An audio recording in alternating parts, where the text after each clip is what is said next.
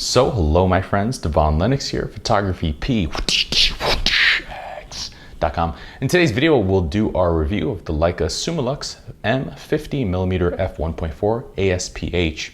Note you can find timestamps in the description down below. You can also scrub through the video to skip to a more relevant section if you'd like. But with that said, let's get started. Leica Summilux M 50mm f1.4 ASPH, first introduced in 2004, replaces the long-standing pre-ASPH Summilux f1.4 model released in the late 1950s. And all the iterations available today are based on the original design from the early 2000s. On paper, it brings enormous technological improvements in optical design and lens construction, and it stands among the pinnacle of Leica engineering capabilities, bested by only Leica's own Summicron MPO and the Noctilux M. However, the Summilux is technically a lens designed for Leica's film cameras, namely the M8 and M9, so how does it stand up in today's ultra-high resolution world? And is it a worthwhile investment considering the current price and slew of competitors? Let's find out. But first, let's quickly cover the designations that Leica uses if you're unfamiliar with these terms. Summilux is Leica's premium lineup of high-end lenses with a maximum aperture of f1.4, and these lenses are optimized for low-light photography. Leica M lenses are those designed for their rangefinder cameras using the long-standing M mount dating back to 1954 with the release of the Leica M3. These lenses are compact, full-frame, manual focusing only, and use a bayonet style mount.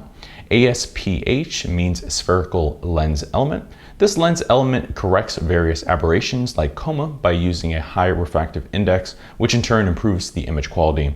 With that covered, let's talk about the build quality, construction, and design. Some general specifications about this lens. This lens opens to f1.4 and closes to f16, and it uses a 46mm filter thread. There are two main color variants, the silver chrome or the black anodized, each using a different construction, and that in turn changes their final weight. In this case, the silver chrome uses brass weighing 460 grams, while the black anodized uses aluminum weighing 335 grams. There's also a limited edition black chrome variant, which changes the design entirely to match its predecessors from the 1959 era, and it too uses a brass construction. It's important to note this difference in weight is noticeable in the hand, and it actually makes the silver chrome or black chrome variants heavier than some competing DSLR lenses like Canon's EF 50mm f1.4 USM. Still at only 52.5 millimeters long in length, this lens is compact and its weight is manageable, and it's also considerably smaller and less awkward than the 50mm Noctilux, so together it balances pretty well on the Leica M11.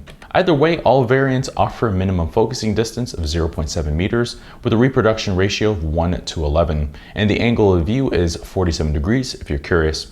Internally, the Summilux obtains a general optical design closely following the 35mm Summilux 1.4 ASPH.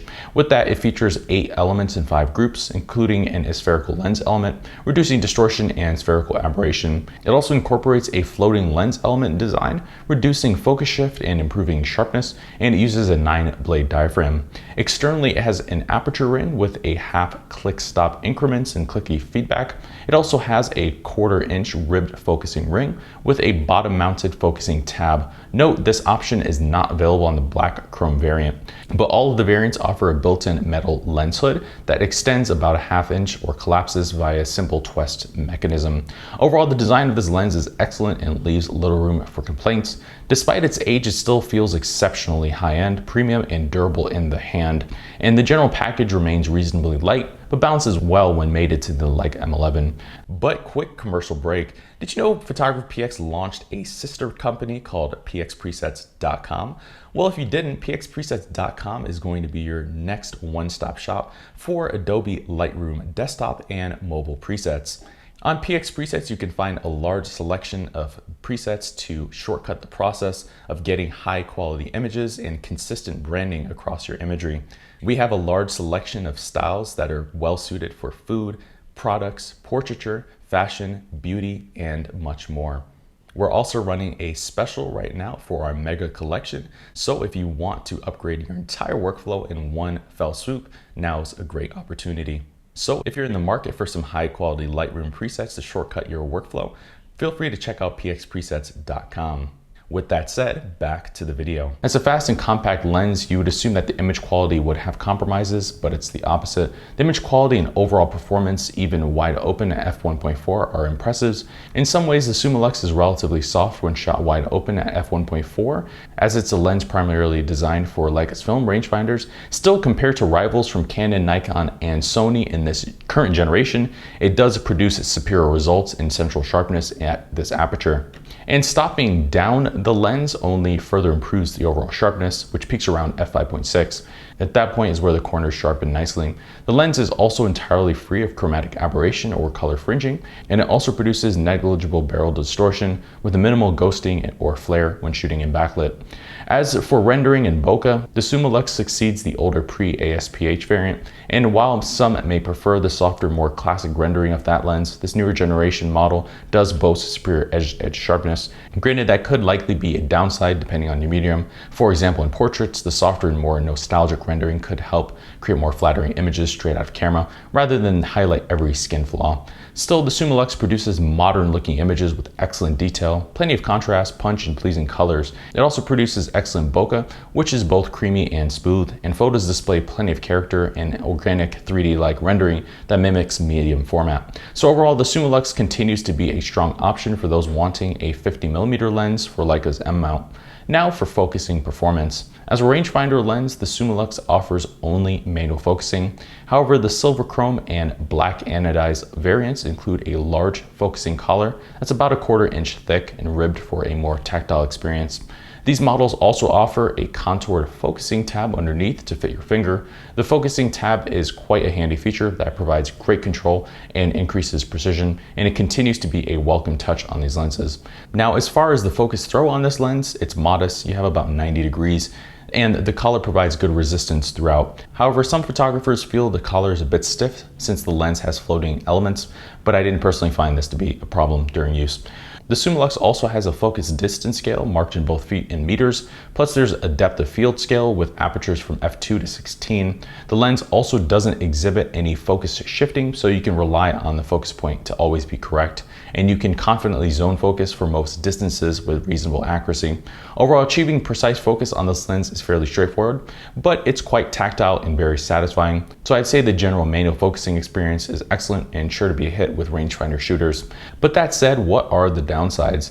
While the central sharpness on the Summilux is outstanding wide open, the peripheral sharpness at the corners is lacking, and you'll notice the lacking clarity when analyzing off-center subjects.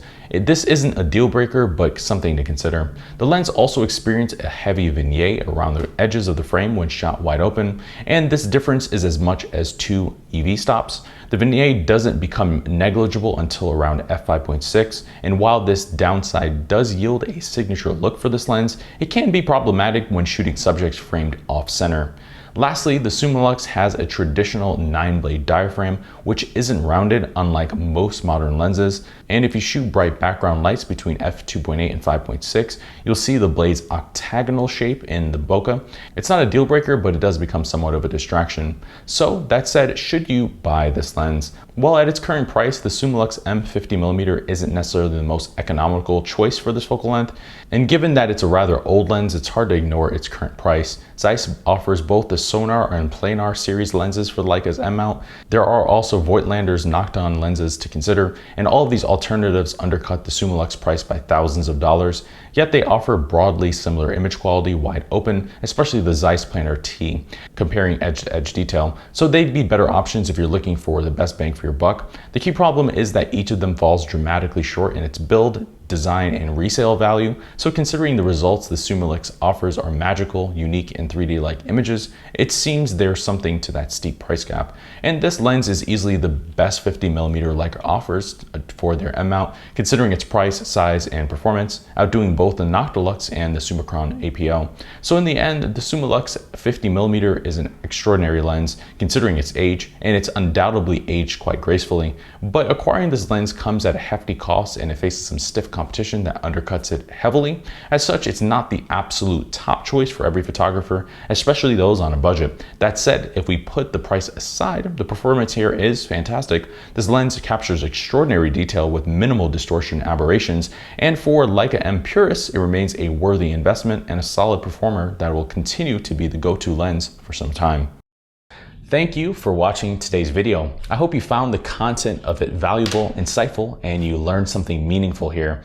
If you're new to our channel, please consider subscribing if you haven't done so already. If you have any comments, questions, or feel like I've overlooked something in the course of the video, please let me know down below. I've been your host, Devaun Lennox, Photography P.